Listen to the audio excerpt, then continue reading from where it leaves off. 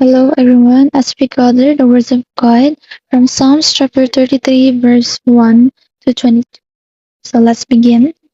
Manggalak kayo sa Panginoon o kayong mga matuwid, pagpuri maganda sa ganang matuwid. Kayo ay magpasalamat sa Panginoon na may alpa, magsiawit kayo ng mga pagpuri sa Kanya na may salteryo ng 10 kwerdas.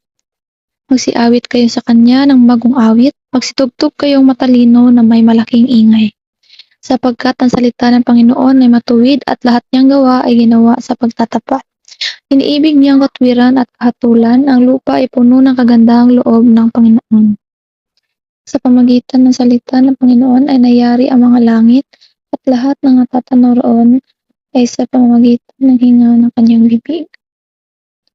Niyang pinipisan ang tubig ng dagat na parang isang bunton, nilalagay niya ang mga kalaliman sa mga kalawakan.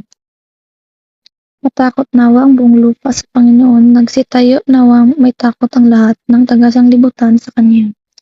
Sapagkat siya'y nagsalita at nangyari, siya'y nag-utos at tumayang matatag. Dinadala ng Panginoon sa wala ng payo ng mga bansa, Kanyang niwawalang halaga ang mapag-iisip ng mga bayan. Ang payo ng Panginoon ay nanganganyong, tibay mapagkailanman ang pag-iisip ng Kanyang puso sa lahat ng salit-saling lahi.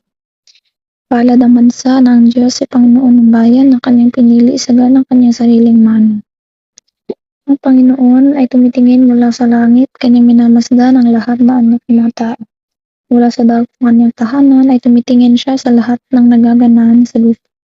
Siyang naguhugis ng mga puso nilang lahat na nagmamasid sa lahat nilang mga gawa.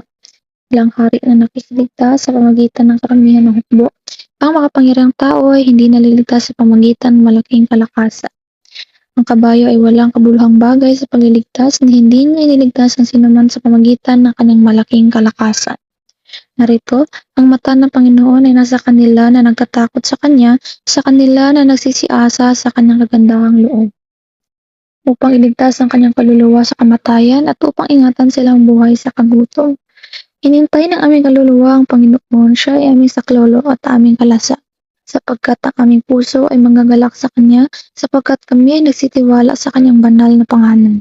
Sumaamin nawa ang iyong pagandahang loob, O Panginoon, ayon sa aming pag-asa sa iyo.